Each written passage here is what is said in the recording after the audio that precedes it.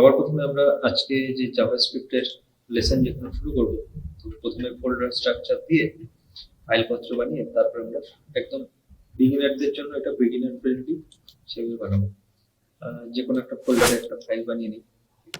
মানে ড্রাইভের মধ্যে একটা ফোল্ডার বানাচ্ছি, জাভাস্ক্রিপ্ট উইথ ডেমো এরকম একটা থাকলো। নেক্সট এখান থেকে একটা বানাই ইন্ডেক্স ডট এইচটিএমএল এই একটা চলবে। আর একটা এখানে বানিয়ে নিচ্ছি অ্যাপ ডট জিএস, নাম হতে পারে সেটা তো জানাই আছে। এবার এই ফোল্ডারটা ওপেন করতে হবে। সিএমডি লিখে আমি ভিএস কোডে যাচ্ছি, সেজন্য কোড ডট লিখলাম এখানে। তাহলে ভিএস কোডে পুরো একদম আমাদের যে ফাইল আছে সেটা শুধুই ওপেন হবে।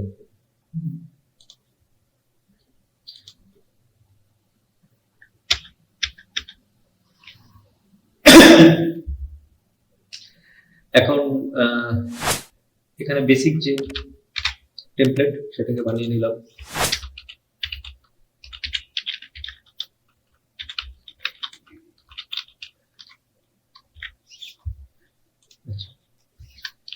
তো জাভাস্ক্রিপ্ট আমরা যে কয়েকভাবে লিখতে পারি, তো সেটা হলো প্রথমে হেডের মধ্যে লিখতে পারি, তাই তো, স্ক্রিপ্ট ট্যাগের মধ্যে। এছাড়া আমরা এখানে ফুটারে লিখতে পারি, এখানেও লিখতে পারি, যতবার খুশি ওপেন যতবার খুশি ক্লোজ করতে পারি। আর এখানে অনেক জায়গায় দেখবে যে লেখা থাকে টাইপ টেক্সট স্পেস। এটা অনেকের মনে প্রশ্ন থাকে যে এটা থাকবে কি থাকবে না।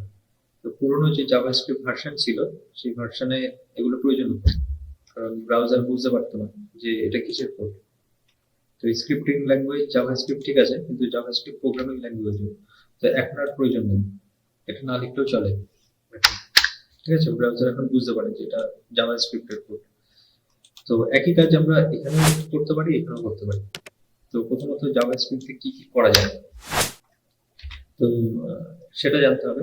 আর তার আগে আমরা জাভাস্ক্রিপ্ট যদি এইচটিএমএল পেজের মধ্যে লিখি তাহলে তো স্ক্রিপ্ট লাগবে স্ক্রিপ্ট ট্যাগের মধ্যে। আর যদি অন্য পেজে লিখি তাহলে কি করবে, তাহলে সোর্স লাগবে app.js। আমরা যদি অন্য একটা ফাইলে লিখি জাভাস্ক্রিপ্ট, তো এটা হলো পিওরলি জাভাস্ক্রিপ্টের ফাইল, তো এই পেজে এখানে এসে কানেক্ট করতে হবে এটাকে। আর একটা কনফিউশন হয় সবার, যারা জুনিয়র আছে তো তাদের মনে হয় যে এখানে হয়তো কোনো লিংক লাগবে ওই যে কোয়েরি লেখার সময়। তো জাভাস্ক্রিপ্ট কিন্তু ব্রাউজারেই রান হয়। এখন এটাকে যদি রান করি, গো লাইভে ক্লিক করি, তো এখান থেকে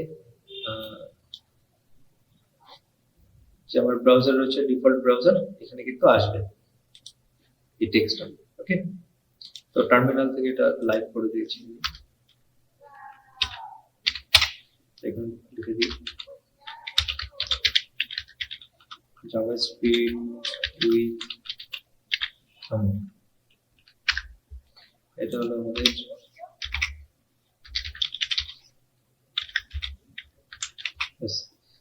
তাহলে এখন এটা দেখা যাচ্ছে। এবার আমি এই পেজের মধ্যেও স্ক্রিপ্ট লিখতে পারি, অথবা আলাদা একটা সেপারেট পেজে সিএসএস এর মতো লিখতে পারি। তো এক্ষেত্রে কিন্তু আর স্ক্রিপ্ট ট্যাগের প্রয়োজন নেই। ওকে, স্ক্রিপ্ট ট্যাগের প্রয়োজন নেই, এখানে ডাইরেক্ট লিখবো। তো প্রথমত জাভাস্ক্রিপ্টে কি কি করা যায় সেটা একবার দেখে নিই।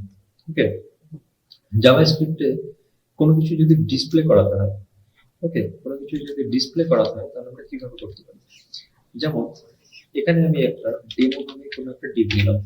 ওকে, এখন এই ডিভের মধ্যে যদি আমি একটা কোনো ট্যাগ নিয়ে লিখি, অথবা ডাইরেক্টও যদি আমি এখানে লিখি তাহলে লিখতেই পারি, এইভাবে লিখে দিতে পারি। কিন্তু এই কাজটা একই কাজ আমরা জাভাস্ক্রিপ্টের মাধ্যমে করতে পারি। ওকে, ডাইনামিক্যালি। তো সেটা কি, তো একটা আইডি নিয়েছি ডেমো নামে, তো এই যে ডেমো নামে আইডিটা সেটাকে প্রথমে আগে সিলেক্ট করতে হয় সিএসএস এর মধ্যে, ধরে নিতে হয় আগে। তো ধরবো কি করে, আমরা এখানে লিখবো ডকুমেন্ট আর আরেকটা জিনিস বলে রাখি, এই যে টপ টু বটম যা দেখছো পুরোটাই হলো ডকুমেন্ট। তো পুরো পেজের মধ্যে খুঁজতে হয়, আর জাভাস্ক্রিপ্টে সবকিছুই অবজেক্ট। ওকে, এই ওয়ার্ডটা আজকে শুনে রাখো, সবকিছুই অবজেক্ট। তো একটা ডকুমেন্ট, এটা একটা অবজেক্ট। তো এটার মধ্যে আমি চাইছি dot get element by ID. আর এক্ষেত্রে মনে রাখতে হবে যে প্রথম অক্ষরটা ছোট হাতের, তারপর প্রত্যেকটা ওয়ার্ডের প্রথম অক্ষর কিন্তু বড় হাতের। এলিমেন্ট, এলিমেন্টস না, গেট এলিমেন্ট বাই আইডি। ওকে, তারপর ফার্স্ট ব্র্যাকেট ওপেন ক্লোজ। এবার যে এলিমেন্টটা ধরতে চাইছি সেটা নাম, ডেমোটাকে ধরতে চাইছি, সেই জন্য ডেমো এইভাবে লিখলাম। না, কারণ এখানে হ্যাশ এই কারণে দেওয়া লাগবে না, আমরা যেহেতু এখানে বলে দিচ্ছি না যে গেট এলিমেন্ট বাই আইডি। মানে গেট, প্রথম কথা এখান থেকে দেখো, ডকুমেন্ট, ডকুমেন্ট মানে হলো এই পুরো ডকুমেন্টটা।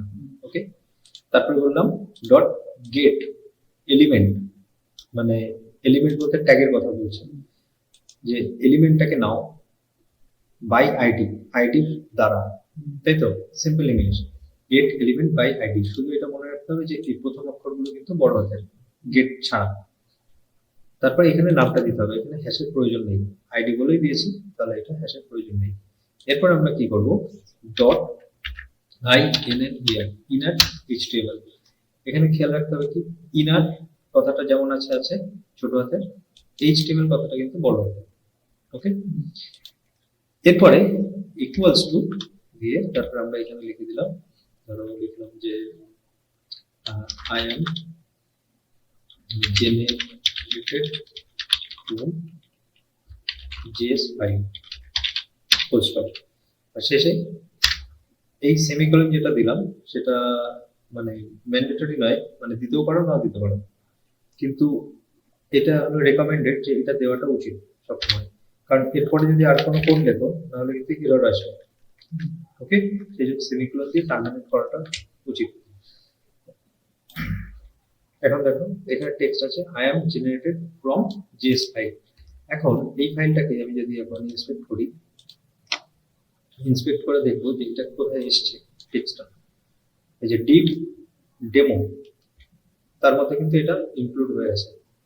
এটা কিন্তু আমরা লিখলাম না এর মধ্যে, এর মধ্যে লিখিনি, কিন্তু এখান থেকে আমরা ইনজেক্ট করতে পেরেছি। তো কোনো ডিভের মধ্যে বা কোনো এলিমেন্টের মধ্যে, এখানে ডিভ হতে হবে এমন কোনো মানে নেই, যে কোনো এলিমেন্টের মধ্যে আমরা কিন্তু এইভাবেই লিখতে পারি।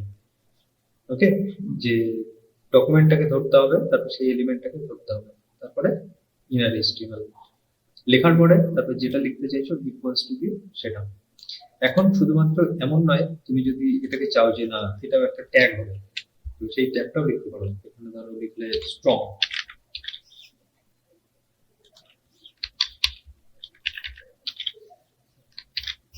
স্ট্রং। এবার এর মধ্যে এসে যদি খেয়াল করে দেখো, এটা বোল্ড আকারে দেখাচ্ছে, আর এখানে দেখবে যে ডিভের মধ্যে কিন্তু ডেমো ডিভের মধ্যে স্ট্রং ট্যাগ শুধু চলে এসছে। ওকে, তো এখন এই যে ইনার এইচটিএমএল যেটা, সেটা সবচেয়ে বেশি কাজে লাগবে। এছাড়াও আরো কিছু পদ্ধতি আছে কোনো টেক্সট লেখার জন্য। তো এই মুহূর্তে আমরা এটাই শিখলাম যে আমরা এইভাবে টেক্সটও লিখতে পারি। ওকে, আচ্ছা, তো জেএস দিয়ে এটা বুঝতে পারলাম যে জেএস এর মাধ্যমে কোনো টেক্সট আমরা ইনজেক্ট করতে পারি। এছাড়াও কিন্তু আমরা এই যে যে এলিমেন্টটা আছে সেই এলিমেন্টে যদি সিএসএস লেখার প্রয়োজন হয় সেটাও করতে পারি আমরা। তো সেটা কিভাবে করব, আজকে প্রথম ক্লাসে আমরা দেখি যে কি কি করা যেতে পারে এটা দিয়ে। Get element by ID demo. এখন আবার ব্যাকগ্রাউন্ড কালার চেঞ্জ করতে চাইছি, তো আমরা এইভাবে লিখব style dot background equals to pink. Control S দিয়ে সেভ করলাম, এটা যেহেতু লাইভে চলছে আমাকে রিফ্রেশ করার দরকার নেই, অটোমেটিক চেঞ্জ হয়ে গেছে। আর এই যে স্টাইলটা, এই স্টাইলটা কিন্তু ইনলাইনে আসছে, যেহেতু ইনলাইনে আসছে সেই জন্য এটা কিন্তু বেশি পাওয়ারফুল, এটা জানাই আছে সিএসএস এ। তো যখন জাভাস্ক্রিপ্টে যদি স্টাইল তুমি ইনজেক্ট করো তাহলে কিন্তু ইনলাইনই হয় সবকিছু। তো এখন এই যে ব্যাকগ্রাউন্ড লিখেছি, এখন তুমি যদি এটা লিখতে চাও যে না আমি ব্যাকগ্রাউন্ড কালার কথাটা লিখবো, তাহলে আমরা সিএসএস এ এইভাবে লিখি, তাই না? তো এটা লেখা যাবে এখানে, তার বদলে লিখতে হবে এইভাবে। ক্যামেল কেসে। এখন যদি খেয়াল করো একই রকম হবে, এখানে দেখাবো ব্যাকগ্রাউন্ড কালার, এখানে যেমন আসার তেমনই আসবে, কিন্তু জাভাস্ক্রিপ্টে এরকম স্পেস অথবা ড্যাশ এরকম দেওয়া যাবে, লিখতে হবে এইভাবে ব্যাকগ্রাউন্ড কালার। একই রকম ভাবে যদি আমরা এই যে ভিতরে যে স্ট্রং ট্যাগটা লিখেছিলাম না, স্ট্রংটা, এটাকে যদি এখন স্টাইল করতে চাই তাহলে কিভাবে করবো? তাহলে আমরা এর ভিতরে তো একটা স্ট্রং ট্যাগ ছিল, তো সেটার একটা আমরা কিন্তু অ্যাট্রিবিউটও সেট করতে পারি এর মধ্যে। এখানে এসে যদি আমি ধরো এরকম লিখে দিলাম আইডি, এর ভিতরেই লিখছি তাই না, আমি যেহেতু HTML লিখছি তাহলে ওর মধ্যে অ্যাট্রিবিউটও দিতে পারবো। অ্যাট্রিবিউট দিলাম ধরো নাম লিখলাম প্যারা। এখন যদি এটা চেক করে দেখি তাহলে দেখবো এর মধ্যে কিন্তু প্যারা চলে আসছে, দেখছো? ছোট ছোট জিনিস কিন্তু খুব ইম্পর্টেন্ট জিনিস। এখন এখানে একটা সেমিকোলন দেওয়া উচিত। এই জিনিসটাকে আমি আবার কপি করছি, কপি করে এখন দিলাম না প্যারা, আর ব্যাকগ্রাউন্ড না করে আমি দিলাম যে ফন্ট সাইজ। তাহলে লিখবো কি করে? দেখো এখানে অপশন দিচ্ছি কিন্তু, হ্যাঁ, তো ফন্ট সাইজ, তো ফন্ট সাইজ কত? Suppose 30 pixel. এটা দেখো 30 পিক্সেল হয়ে গেছে। কি করে বুঝবো? Style font size 30 pixel. কালারটা কি সেম? হ্যাঁ, একই জিনিস। তুমি যদি এখন এখানে কালার দিতে চাও, এটা কিন্তু আরেকবার কপি করো, এখানে এটাকে কেটে দাও, কালার লেখো,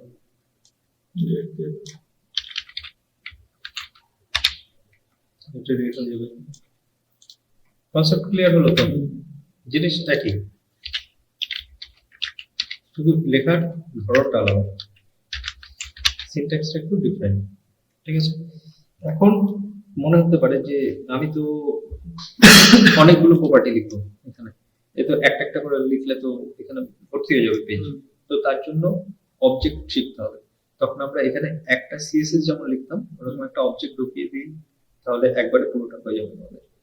তো এক্ষেত্রে আজকে প্রথম ক্লাস স্টেপ বাই স্টেপ যাই যে এইভাবে কি করে সিএসএস চেঞ্জ করা যায়, কোনো ট্যাগ ইনক্লুড করা যায় এর মধ্যে একটা ডিভের মধ্যে। তো এটা হলো বেসিক জিনিস। এরপরে কি করব? এরপরে এখানে একটা আমরা বাটন নিচ্ছি, এরকম একটা বাটন নিচ্ছি, তার ভিতরে লিখলাম যে অন ক্লিক, ঠিক আছে? ক্লিক করলে এখানে লিখলাম এই বাটনটায় যদি আমি ক্লিক করি, এখন এই যে বাটনটায়, এই বাটনে ক্লিক করে আমি চাইছি এই যে টেক্সটটা আছে এইটা অথবা এইটা, এটার টেক্সটটাকে চেঞ্জ করে দেবো ক্লিকের মাধ্যমে। তো জাভাস্ক্রিপ্টে এটা কিভাবে করতে পারি? এটা তো সিএসএস দ্বারা সম্ভব না, কিন্তু জাভাস্ক্রিপ্টের দ্বারা সম্ভব। এখানে ক্লিক করলে এটার টেক্সট চেঞ্জ হবে। তাহলে কি কাজ? দুটো কাজ, একটা হলো বাটনটাকে ধরতে হবে, আর 2 নম্বর এই টেক্সটটাকে চেঞ্জ করতে হবে। তো সবার প্রথমে কি করব? এই যে অন ক্লিকে যেটা আছে, অন ক্লিকের মধ্যে আমি একটা ফাংশন লিখছি, যা খুশি নাম দিতে পারি, নাম রাখলাম মাই ফাংক। ওকে, ফাংশন কি, কিভাবে লেখে, কত প্রকার, কি কি, এগুলো খুবই সব দেখবো। তো এখন মনে করো এরকম একটা কোনো ওয়ার্ড লিখতে হয়, লেখার পরে এরকম একটা ব্র্যাকেট দিতে হয়, তো এই ফাংশনটা রান হবে। তো এই ফাংশনটা কখন রান হবে? যখন আমি এখানে ক্লিক করব, সেই জন্য লিখেছি কি অন ক্লিক। এটা কিন্তু একটা অ্যাট্রিবিউট, যেমন বাটনে সোর্স লিখি, সরি আইডি লিখি, ক্লাস লিখি, দেখি না? তো তেমন আরেকটা আছে কিন্তু অন ক্লিক। এই ক্লিক করলে কি হবে? ক্লিক করলে এই ফাংশনটা রান হবে, কিন্তু এই ফাংশনটা তো বানাইনি এখনো, এই ফাংশনটা বানাই। ফাংশন কি? একটা কোড, পিস অফ কোড, 1 লাইনও হতে পারে, 10 লাইনও হতে পারে, আবার 10,000 লাইনও হতে পারে। সেই কোডটা একটা পার্টিকুলার সময় রান হয়। কখন রান হয়? যখন কল করা হয়। কল করা বলতে এইটা এখানে লিখেছি, তো আমি অন ক্লিকে দিয়েছি, যদি ক্লিক করি তখন এই ফাংশনটা চলবে, তার আগ পর্যন্ত কিন্তু চলবে না, কিছুই হবে না ওটা। তো আমি এখন ফাংশন বানানোর জন্য লিখছি ফাংশন, ঠিক আছে? এবার এই ফাংশনের নামটা এখানে দিলাম, তারপর সেকেন্ড ব্র্যাকেট। ওকে, তো ফাংশন কিভাবে বানাচ্ছি? প্রথমে ফাংশন কিওয়ার্ডটা দিলাম, তারপর ফাংশন কিওয়ার্ডটাকে লিখলাম, ফার্স্ট ব্র্যাকেট, তারপর সেকেন্ড ব্র্যাকেট। ফার্স্ট ব্র্যাকেটের মধ্যে ভবিষ্যতে কিছু লিখবো, আর সেকেন্ড ব্র্যাকেটের মধ্যে আমাদের আসল কাজটা হবে। কি কাজটা হবে? তো আমি ধরো এই লাইনটাকে নিয়ে নিচ্ছি, বারবার লিখে সময় নষ্ট করে লাভ নেই। এইটাকে নিলাম যে এখন কি লেখা রয়েছে, আই এম জেনারেটেড ফ্রম, তো এই HTML-টা চেঞ্জ করে দিলাম। তো এই টেক্সটটা যেমন ছিল তেমনই থাকলো, এরকম থাকলো। আর এটাকে স্ট্রং না করে সাপোজ আন্ডারলাইন দিয়ে দিলাম, আই এম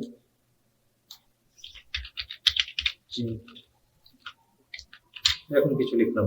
কি লিখলাম, এই ফাংশনটা যখন রান হবে তখন এলিমেন্ট যেটা আছে ডেমো নামে, সেই এলিমেন্টের ইনার HTML এর মধ্যে এই লেখাটা আসবে। আর এখন কি আছে, এখন এই লেখাটা আছে, ক্লিক করে দেখি আই এম চেঞ্জ, এখানে কিন্তু সেই স্ট্রং ট্যাগ কিন্তু আবার নেই। আমি যদি এখন রিফ্রেশ করি এটা আবার নর্মাল হয়ে যাবে, কিন্তু যখনই আমি ক্লিক করব তখন কিন্তু এটা চেঞ্জ হয়ে যাবে। এখান থেকে হয়তো আইডিয়া আসছে যে কিভাবে আমরা কোনো একটা ডিপকে হাইড আনহাইড এই বিষয়গুলো করতে পারি। তো খুব সহজেই কিন্তু এটা করতে পারি। এখন এই কাজটাই আমি ইনার HTML না দিয়ে এখানে এসে যদি লিখি style dot display equals to নাল,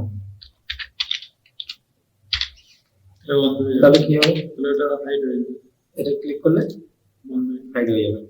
তো এইভাবে কিন্তু আমরা পপআপ বানাতে পারি, তাই না? এটা হলো কনসেপ্ট। তো এই যে টোটাল যে ওভারঅল যে বিষয়গুলো, এই বিষয়গুলো কিন্তু স্টেপ বাই স্টেপ শিখতে হবে। এখন আমরা শুধু দেখলাম যে জাভাস্ক্রিপ্টে কি কি করা যায়, এখন আমরা দেখলাম শুধুমাত্র ডম ম্যানিপুলেশন করা। ডম ম্যানিপুলেশন কথার অর্থ এই পুরোটা হলো ডম, ডকুমেন্ট অবজেক্ট মডেল। এই যে অবজেক্টের কথা বলছিলাম না, এটা হলো সেই অবজেক্টটা। এই অবজেক্টটা সম্পর্কে ডিটেলসে জানতে হলে বেশ কিছু ক্লাস আমাদের আগে করতে হবে। জাভাস্ক্রিপ্ট মেন হলো অবজেক্ট, অবজেক্ট বুঝতে হবে। এখন এই যে এলিমেন্টে যেটা এলো, এছাড়াও আমরা কিন্তু সিম্পল কিছু যোগ বিয়োগ গুণ ভাগ এই কাজগুলো করতে পারি। যেমন মনে করো আমি এখানে এসে লিখলাম যে ধরো সবার প্রথমে আমি একটা কাজ করি, এখানে লিখি লেট। ওকে, এই লেট বিষয়টা কি, কোনো ভ্যারিয়েবলকে যদি আমরা নিতে চাই, মানে ভ্যারিয়েবল মানে কোনো কিছু একটা যদি স্টোর করতে চাই একটা ভ্যালুকে, আমি যদি এরকম লিখি না যে 2 + 2 এরকম কিছু, তাহলে এটা হলো মিনিংলেস, এটা কাজ করবে না লিটারালি। ওকে, তো এটাকে স্টোর করতে হয় কোথাও। এটাকে স্টোর করার জন্য মানে 2 + 2 যদি করি তাহলে কি হবে, নিশ্চয়ই যোগফল আসবে 2 + 2 4। তো এই কাজটা আমরা আগে এখানে যদি করে দেখি একবার, এখানে HTML দেখি, CSS দেখি, কনসোল, এখানে এসে আমি যদি লিখতাম 2 + 2 4, এখানে দেখাচ্ছে ঠিকঠাক। তো যোগ বিয়োগ গুণ ভাগ যা খুশি করো, সব আনসার আসবে। কিন্তু এটা এই অবধি শেষ, এই 6 বা এই 4 এটাকে নিয়ে আর কিছু করা যাচ্ছে না, এটা এই অবধি শেষ। কিন্তু আমরা চাইছি যে না, ভবিষ্যতে এই যে ভ্যালুটা, যে উত্তরটা আসলো, সেই উত্তরটাকে আমরা বারবার বারবার ইউজ করবো কোথাও না কোথাও। তো সেটা কিভাবে ইউজ করবো, তো সেই জন্য আমাদের কি করতে হয়, একটা জায়গায় স্টোর করতে হয়। যেমন আমরা বীজগণিত করতাম না, let x equals to suppose 3, আমরা সেমিকোলন দিলাম, আবার লিখলাম লেট y ইকুয়ালস টু 5।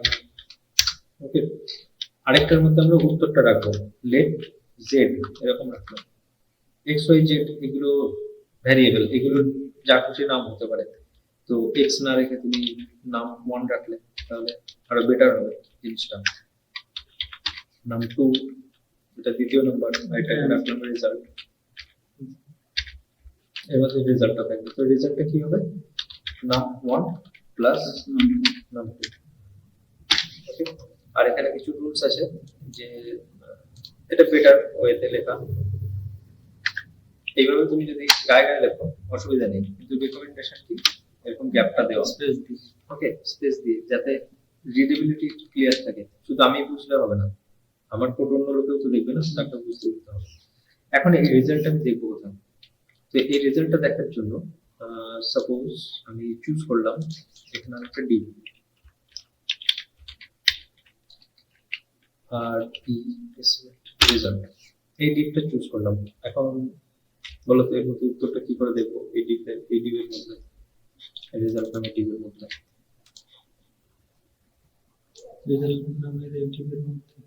মানে উত্তর কত আসবে 3 + 5, ডিপ, সেই এইটটাকে দেখাতে হবে আমার ওই ডিপটার মধ্যে, এই ডিপের মধ্যে উত্তরটা দেখাতে হবে।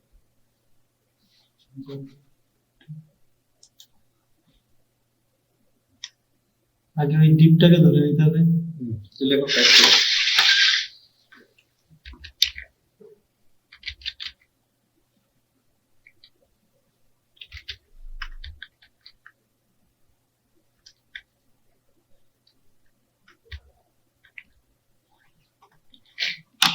কপি করা আছে, তুমি পেস্ট করতে হবে।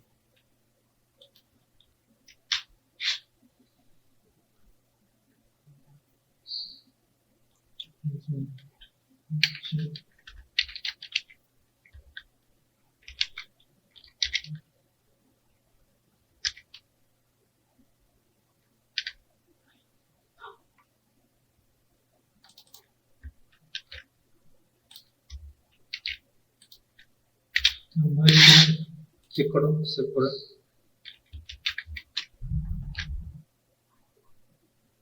রেজাল্ট এসছে। ওই রেস্টে হল না, এখানে তোমার করতে হবে এই নাম্বারটা ভেরিয়েবল লিখতে হয় কি বলে একটা করে। এটা তো ভেরিয়েবল, তো এটা এই ভেরিয়েবলটা তো ওখানে ঢোকাতে হবে না, এটাই তো অ্যান্সার।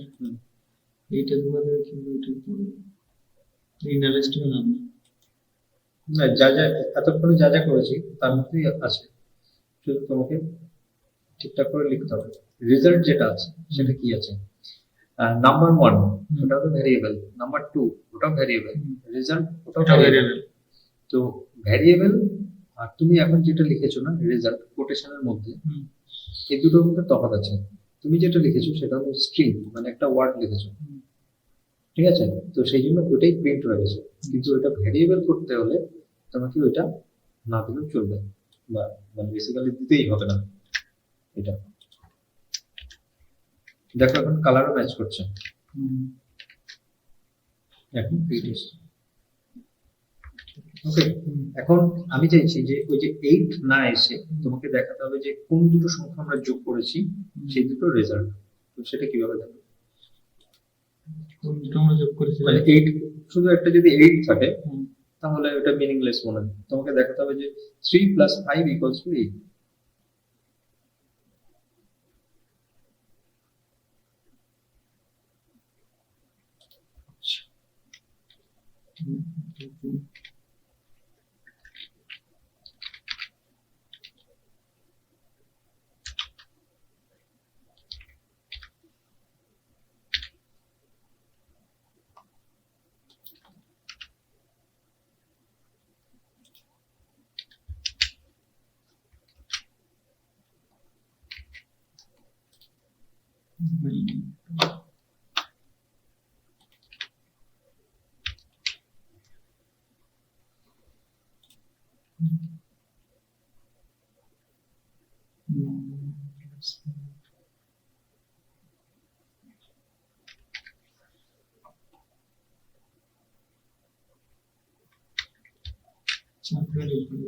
ভ্যারিয়েবলটা দেখো, ভ্যারিয়েবলের মানে নামটা ঠিকঠাক লিখেছো কিনা।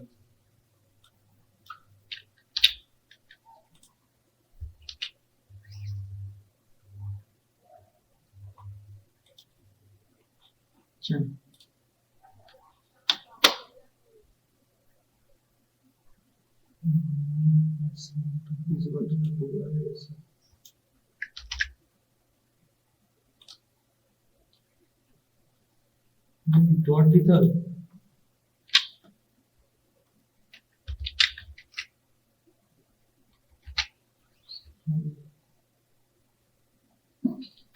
এক্ষেত্রে কি হচ্ছে, এটা একটা ভ্যারিয়েবল, ঠিক আছে? দুটো জিনিস বুঝতে হবে যে কি কি প্রিন্ট করতে চাইছি। মানে আমি বেসিক্যালি রেজাল্টটা এরকম দেখতে চাইছি যে 3 + 5 = 8, এটা হলো কোটেশনের মধ্যে, ঠিক আছে? তাহলে এটা কি হলো এখন, এটা হলো একটা স্ট্রিং। তো স্ট্রিং ভ্যারিয়েবল সব স্টেপ বাই স্টেপে যাব। এখন দেখছি যে রেজাল্টটা আমি দেখতে পাচ্ছি না, তাহলে বুঝতে পারবো যে জাভাস্ক্রিপ্টে কি কি করা যায়। তো এই যে আমাকে এইভাবে দেখাতে হবে। হুম, কিন্তু আমি যখনই এটাকে চেঞ্জ করে দেবো, 3টাকে যদি 30 করে দিই আর 5টাকে যদি 50 করে দিই, তাহলে একই থাকবে। রেজাল্ট তো একই থাকবে। এটা থাকার কারণ হলো এখানে আমি ফিক্সড করে দিয়েছি জিনিসটা, এই লেখাটা পরিবর্তন হচ্ছে না। তো আমাকে দেখতে হবে যে এই যে 3টা 30 যদি হয়ে যায় বা নাম 2 যেটা 50 যদি হয়ে যায়, তাহলে এখানে পরিবর্তন হওয়ার সঙ্গে সঙ্গে এখানেও পরিবর্তন হতে হবে। তো সেটা কিভাবে করব? সেটা এইভাবে করলে চলবে না। তো সেই জন্য আমাদের কি লিখতে হবে, যেমন লিখেছিলেন নাম 1 আর এই জায়গায় হবে নাম 2। এই অবধি ঠিক আছে। হুম, এই যে প্লাস যে সিম্বলটা, এই প্লাস সিম্বলটা হলো বেসিক্যালি তোমার একটা আহ, যোগের জন্য এটা দেওয়া হয়েছে, কিন্তু প্লাস যোগ করে এমন না, হুম, দুটো জিনিসকে আবার যুক্ত করে দিতে পারে। মানে হলো, আচ্ছা তার আগে রেজাল্টটা লিখে নিই, রেজাল্টটা লিখে দিলাম। এবার এই যে প্রত্যেকটা সিম্বল আছে না, এই প্রত্যেকটা সিম্বলের আলাদা মানে আছে। যদি আমি এখন যোগ দিই, এটা মানে অঙ্কের যোগ বোঝায়, আবার এই যোগটা দিয়ে দুটো ওয়ার্ডকে যুক্ত করা যায়। মানে আমি যদি এখন লিখি না এরকম সম, তারপরে যদি লিখি এরকম সম খালি, তাহলে এই দুটোকে যুক্ত করে দেবে। হুম, ওকে, আমরা সেই জিনিসটাই করতে চাইছি এখানে, কিন্তু আমাদের তো প্রিন্ট করাতে হবে, তাই না? তাহলে এই যোগটাকে সেই স্ট্রিং এর মতন ব্যবহার করতে হবে। আচ্ছা, তাহলে এটাকে এরকম স্ট্রিং দিলাম। এটা দিলাম। এবার এখানে এখনো সেই ওই দাগগুলো আসছে, এরর আসছে। তো এই যে প্লাসটা, এই প্লাসটা তো স্ট্রিং এর জন্য দিয়েছি, হুম, কিন্তু আমি চাইছি যে এটার সঙ্গে এই স্ট্রিংটা যুক্ত হবে, তারপরে এই স্ট্রিংটা যুক্ত হবে। হুম, তো সেই জন্য এখানে আরেকবার এই প্লাস সিম্বলটা দিতে হবে। ওকে, আর এই যে সিম্বলটা আছে, এইটার মানে হলো সামথিং অ্যাসাইন করা। মানে আমি এই যে 30 লিখেছি, তো এই 30টা এর মধ্যে চলে গেছে, হুম, মানে অ্যাসাইন করা বলে এটা। হ্যাঁ, এই 50টা এর মধ্যে চলে গেছে, তো সেই জন্য একটা ইকুয়াল টু চিহ্ন ইউজ করা হয়েছে। এক্ষেত্রে কি তাই বলতে চাইছি যে রেজাল্টটা এর মধ্যে গিয়ে জমা হোক, সেটা কি না। বলছি? না, সেটা তো বলছি না। হুম, এটা ইকুয়াল টু দিয়েছি যাতে প্রিন্ট হয় হ্যাঁ, জিনিসটা, সেটা- তাহলে এটাকে কোটেশনের মধ্যে দিতে হবে, এটা স্ট্রিং এর মতন ফিট করতে হবে। আবার সেম প্রবলেম এসছে। তো প্রবলেমটা কি হয়েছে, এখানে এসে এরর পাচ্ছে, কারণ বলছে যে এটা তো একটা ভ্যারিয়েবল, হুম, এটা তো একটা স্ট্রিং, তো মাঝখানে স্পেস দিলে চলবে না, তার বদলে আমাকে প্লাস ইউজ করতে হবে। এবার এর মধ্যে অনেকগুলো প্লাস আছে, অনেকগুলো ইকুয়ালস টু আছে, এগুলো কনফিউশন তৈরি হয়। তো এটারও সলিউশন আছে, একটা সিম্পল প্রসেস আছে, তো সেটা দেখবো। এখন দেখো 30 প্লাস 50 ইকুয়ালস টু 80, এটা ঠিকঠাক এসছে। এখন যদি আমি এখানে নাম্বার চেঞ্জও করে দিই, আমাকে আর টেনশন করতে হবে না, না। অটোমেটিক চেঞ্জ হতে থাকবে। আর আমি এরকমই দেখতে চেয়েছিলাম জিনিসটা। এখন একটা ছোট জিনিস খেয়াল করো যে 300 আর 500 এর আগে পিছে গ্যাপ নেই, এটারও আগে পিছে কোনো গ্যাপ নেই। তো সেটা গ্যাপটা কোথায় দেবো, আমরা এর আগে, এর পরে, এর আগে, এর স্ট্রিং এর মধ্যে। স্ট্রিং এর মধ্যে যদি গ্যাপটা দিই, এই গ্যাপটা পেয়ে যাবো। এখন প্রথম প্রথম এটা খুব বেশি কনফিউজিং লাগে, আমারও লাগতো, বুঝতে পারতাম না যে কখন প্লাস দিতে হয় কখন মাইনাস, কি হচ্ছে কিছুই বুঝতে পারি না। এটা সত্যি সত্যি একটা প্রবলেমেটিক জিনিস। তো সেই জন্য কি করতে হয়, মনে করো একটা ভ্যারিয়েবল আছে এরকম, যেমন নাম 1, একটা ভ্যারিয়েবল আছে, এর সঙ্গে আমি একটা স্ট্রিং যুক্ত করতে চাইছি। ঠিক আছে, যেমন লিখলাম নাম 1 প্লাস হ্যালো। ওকে, তারপরে আবার একটা স্ট্রিং যুক্ত করতে চাইছি, এই সরি ভ্যারিয়েবল যুক্ত করতে চাইছি, তারপর আবার একটা স্ট্রিং যুক্ত করতে চাইছি, ধরো লিখলাম হ্যালো বাই, এরকম কিছু। তো বারবার আমাকে এরকম প্লাস দিতে হবে, তারপরে ওইটা লিখতে হবে, আবার প্লাস দিতে হবে। তো এই জিনিসটাকে, এই কনক্যাটিনেশন থেকে বলে কনক্যাটিনেশন, এটাকে বন্ধ করার জন্য বা সিম্পলিফাই করার জন্য আমরা এই পুরো কাজটাকে সিম্পল করে ফেলতে পারি। কিরকম, যেখানে যেমন আছে সেখানে তেমন থাকবে। ওকে, আমরা শুধু এর ভিতরকার যে জিনিসগুলো আছে, আচ্ছা একটা কাজ করি, এই জিনিসটাকে আরেকবার লিখে নিই, তাহলে উপরেরটা উপরের মধ্যে থাকবে। ওকে, এটা থাকলো, দরকার পড়বে নিচে এটা আমরা ঠিকঠাক করে বানাই। আমাদের এই যত প্লাস আছে এগুলোর আর প্রয়োজন নেই, এই সমস্ত কিছু মানে বেসিক্যালি কিছুই প্রয়োজন নেই, এসব কিছু দরকার নেই। ওকে, সিম্পলিফাই করে ফেললাম, কিন্তু এরর খাবে এটা। সেই জন্য আমরা কি ইউজ করব, এখানে ব্যাকটিক ইউজ করব, এসকেপের নিচে যেটা আছে, স্কেপ একদম কর্নার কিবোর্ডে স্কেপের নিচে যেটা আছে সেটা ব্যাকটিক দিলাম, আর যেটা শেষ হলো সেখানে কি একটা ব্যাকটিক দিলাম। ওকে, এখন এই যে নাম ওয়ান যেটা, সেটা কি একটা ভ্যারিয়েবল, কিন্তু এটা এখন স্ট্রিং এর মতো ট্রিট করছে। আমি যদি সেভ করে একটু চেক করি না, তাহলে দেখো এটাই দেখাবে। তো এটা যে ভ্যারিয়েবল আর এটা যে ভ্যারিয়েবল সেটাকে বোঝাতে হবে। তো কিভাবে বোঝাবো, এখানে এসে একটা ডলার সিম্বল ইউজ করব আর সেকেন্ড ব্র্যাকেট ইউজ করব। ওকে, এখানেও একটা ডলার সিম্বল দেবো আর সেকেন্ড ব্র্যাকেট দেবো। তো পুরো জিনিসটা কিসের মধ্যে র‍্যাপ করে ফেলছি, সেকেন্ড ব্র্যাকেটের মধ্যে দিয়ে, তাই না? তাহলে এখন যদি চেক করি তাহলে আমরা সেম রেজাল্ট পাবো। তো এখন বলো যে কোনটা বেশি ইজি হলো, এখানে যে প্লাস প্লাস, তো এই যে টেমপ্লেট লিটারাল, একে বলা হয় টেমপ্লেট লিটারাল। তো এই বিষয়টা খুব সহজ করে দিয়েছে এই কনক্যাটিনেশনের ঝামেলা থেকে বাঁচার জন্য। এই ঝামেলাটা কখন হয়, যখন একটা ভ্যারিয়েবল থেকে স্ট্রিং, ভ্যারিয়েবল স্ট্রিং, এই জিনিসগুলোর হাত থেকে বাঁচার জন্য এটা হলো সহজ পদ্ধতি, আর এটা কিন্তু বারবার ইউজ করতে হবে। ওকে, তো এই যে এতক্ষণে যা যা হলো, যে যে বিষয়গুলো হলো, এগুলো কিন্তু বেসিক থেকে শুরু করে মোটামুটি একটা অ্যাডভান্স লেভেল অব্দি, মানে ভ্যারিয়েবলও দেখলাম, স্ট্রিং দেখলাম, কনক্যাটিনেশন দেখলাম, কি করে ইনার এস্টিমেল এর কাজ করে, এগুলো হলো অ্যাডভান্স জিনিস তুলনামূলক। শুধুমাত্র এইটার জন্যই ফাংশনও করেছি, ক্লিক ইভেন্ট লাগিয়েছি, এখানে ক্লিক ইভেন্টেরও কাজ করলাম। এই বিষয়টা শুধুমাত্র বোঝার জন্য আমরা কি কি করতে পারি। ওকে, এই একই কাজ আমরা কিন্তু jQuery-ও করতে পারি। ওকে, jQuery হলো একটা লাইব্রেরি। তো এইটুখানি কাজের জন্য সাপোজ তোমার এই একটাই লাইন লিখতে হবে, এইটুখানি কাজের জন্য আমি যদি এখন jQuery-র এখানে লাইব্রেরিটা নিই, তাহলে সেই লাইব্রেরিটাকেও লোড হতে হবে। আবার এরকম কোনো গ্যারান্টি নেই যে লাইব্রেরি লোড হবে কি হবে না, নাও হতে পারে লোড, নেটওয়ার্কের সমস্যা। তাহলে আমার ছোট্ট এইটুখানি একটা কাজ, একটা বাটনে ক্লিক করে একটা ডিপকে আমি ডিসপ্লে রান করাবো, তো তার জন্য যদি আস্তে একটা লাইব্রেরি লোড করাতে হয়, তাহলে অবভিয়াসলি আমার সিস্টেম কিন্তু স্লো হতে থাকবে, আমার প্রজেক্ট স্লো হতে থাকবে। তো জাভাস্ক্রিপ্টের পাওয়ার এটাই যে এর কোনো লাইব্রেরির উপর ডিপেন্ডেন্ট না, ব্রাউজারেই রান হচ্ছে। শুধুমাত্র তুমি এই রিপোর্টটাকে এখানে এসে লিঙ্ক করিয়ে দাও, অথবা তুমি এতটুকু কোড ওর মধ্যে লিখতে পারো, এটা তো জানাই আছে। তো এটা বেসিক ছিল। এবার স্টেপ বাই স্টেপ আমরা নেক্সট যে ক্লাস হবে সেই ক্লাস থেকে শুরু করব যে ভ্যারিয়েবল কি জিনিস। ওকে, ভ্যারিয়েবলস, এখান থেকে আমরা শুরু করব ক্লাস।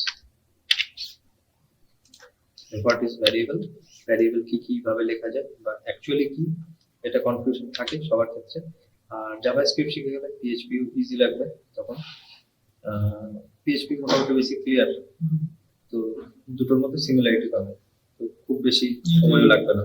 তো তবু আমরা এটা শুরু থেকে দেখবো, কারণ একটু তো ডিফারেন্স আছে। পিএইচপি একটা ল্যাঙ্গুয়েজ শিখলে বাকি সব ল্যাঙ্গুয়েজ অটোমেটিক হয়ে যাবে।